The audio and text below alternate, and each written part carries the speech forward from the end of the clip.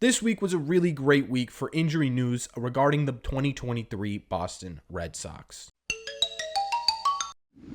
What is going on, everybody? Welcome back to Red Seat Radio. My name is Corbin. Over the last week, we've gotten news and updates on just about everyone who's been injured on this Red Sox team. We've got news updates about Trevor Story, Justin Turner, Brayan Bello, Garrett Whitlock, Alberto Mondesi. We've got updates about just about everyone, and almost every single one of them has been absolutely fantastic news. So what we're going to do in today's video is we're going to break down every single news story regarding anyone who's injured on this Red Sox team. We're going to talk about what it means for them and their timetable, when we could possibly expect them back if there's an update on that. Plus, we're going to talk about how this could affect the 2023 Red Sox roster and what it may mean for this 2023 Red Sox team in general. But before we get into that, do me a favor, make sure you guys have hit that subscribe button if you haven't already. If you're new here, we talk Red Sox content almost every single day. Also, make sure you guys have hit the like button on this video as well. Helps out a ton and would mean a lot to me. Thank you all very much for clicking on this one. Let's get into it.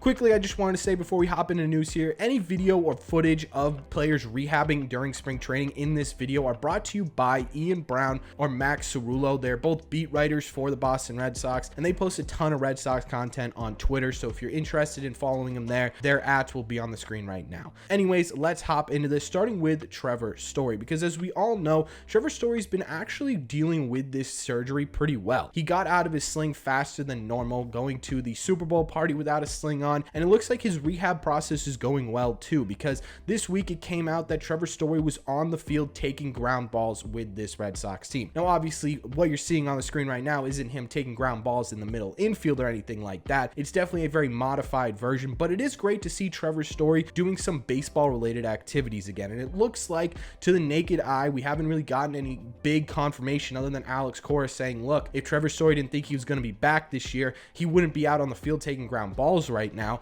We haven't got any confirmation that Trevor Story is progressing faster than the Red Sox had thought, but all signs point to that could be the case. And it looks like Trevor Story is going to come back sooner rather than later in terms of what his timetable looks like. Because if you remembered when he got injured, it looked like Trevor Story was either going to be out until July, middle of July, late July, or he was going to be out the entire year. It looks like he's going to be on the July end of that spectrum. Now, again, we don't have an exact date. We don't have any update on the exact timetable, but the way he's progressing right now gives us a ton of hope that it's going to be sooner rather than later. That's going to be super interesting, by the way. It's something I just thought of. What happens when Trevor Story comes back and Kike Hernandez is having a Gold Glove season at shortstop and Christian Arroyo's having a really great season at second base? What do you do with all three of them? Do you rotate them? What about Alberto Mondesi, Yu Chang? What about those guys? Where do they go? It is going to be super interesting to see how the Red Sox deal with that, but that's a problem for a different day, and it's certainly something I assume the Red Sox aren't even thinking about right now. They just want to get Trevor Story back on the field. At the end of the day, we're going to focus on this injury, and it looks like Trevor Story is progressing along really nicely in his rehab back to the field. Moving on now to Justin Turner, and this Justin Turner news is absolutely insane in my mind. We got news from Rob Bradford just yesterday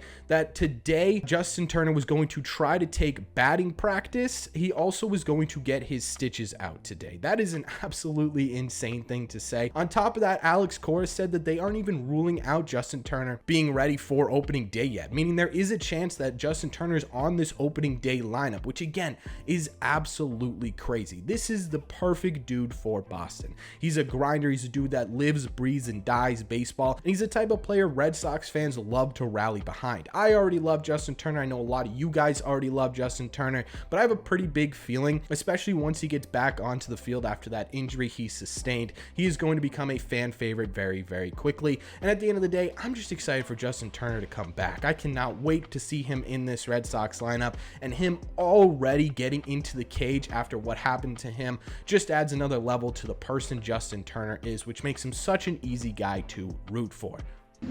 Let's move on to the pitching side of things, because there's big injury news there as well. And again, it's really positive, starting with Garrett Whitlock, who, if you remember, was never really fully injured. He was really just taking it slow, or I should say the team was taking it slow with ramping him up in spring training because of the surgery that he had on his hip at the end of the year. They were being really cautious about how they used him to make sure he did not injure it or re-injure it or anything like that. So he wasn't really fully injured. He was just ramping up slowly. But either way, he pitched pitched his second live bullpen session yesterday. It was 2 innings, 46 pitches, and he looked really, really good. Obviously, no discomfort or injuries coming from that, and then that's a huge step forward, because the next step for Garrett Whitlock is that he is going to pitch in a real life spring training game, and that is already scheduled, because yesterday it was announced that Garrett Whitlock will be starting a spring training game on Wednesday of this week against the Tampa Bay Rays, which is absolutely fantastic news for the Boston Red Sox. Garrett Whitlock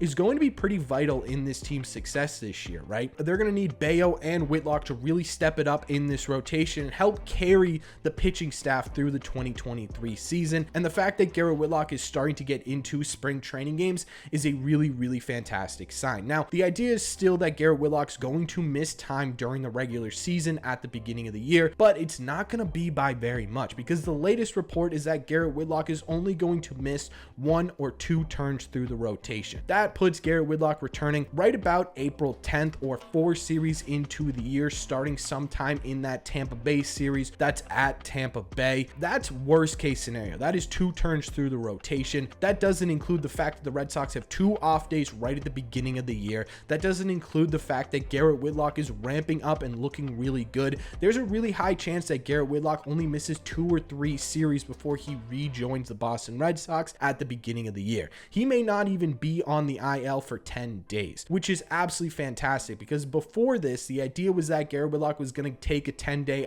IL stint or whatever at the beginning of the year, and he was going to rejoin the team after 10 days. Now it looks like he could come back even before then, which means a lot to this Red Sox team, because Garrett Whitlock not only, like I said, is going to help carry this Red Sox rotation, but he also allows this team to add depth to its bullpen and to its rotation as well. Guys are going to have to fill in for Garrett Whitlock, and when Whitlock comes back and starts making starts during the regular season, you can take those guys, put them in the bullpen, use them as long relievers, and lengthen the health of this Red Sox bullpen. So both really fantastic news from Garrett Whitlock, and we also got great news from Brayan Bello as well, because yesterday Brayan Bello also pitched a live bullpen. It was 1 inning, and there wasn't any true confirmation that he was perfectly okay during it, but everyone that watched it and everyone that was near it said that he looked really good. No discomfort, no tightness, nothing like that. He looked comfortable and ready to go on the mound. Now, Brayan Bello overall is about 1 step behind Garrett Whitlock, so ideally the next step for Bello, if there's no complications with this bullpen, is to do 2 innings of bullpen work and then work your way into a spring training game. Again, being 1 step behind Garrett Whitlock, it looks like Bello will miss 2 to 3 turns in that rotation. That would put him towards the end of that Tampa Bay series with the Boston Red Sox. So again, fantastic news that Brayan Bello will probably only have a 10-15 day IL stint to start the beginning of the year. We're expecting pretty much a little bit more, right? I was expecting him to be out for 2-3 weeks. It looks like he'll only be out for 1 to 2 weeks, which is fantastic news for this Red Sox team, because they have a ton of high expectations for Brayan Bello, and he's a guy who can live up to those expectations and more if he's fully healthy and ready to go. So I'm glad the Red Sox are also being cautious with both Whitlock and Bello. Again, these are 2 guys who are going to be vital to this team's success. So the safer we are with them, the better the outcome's going to be.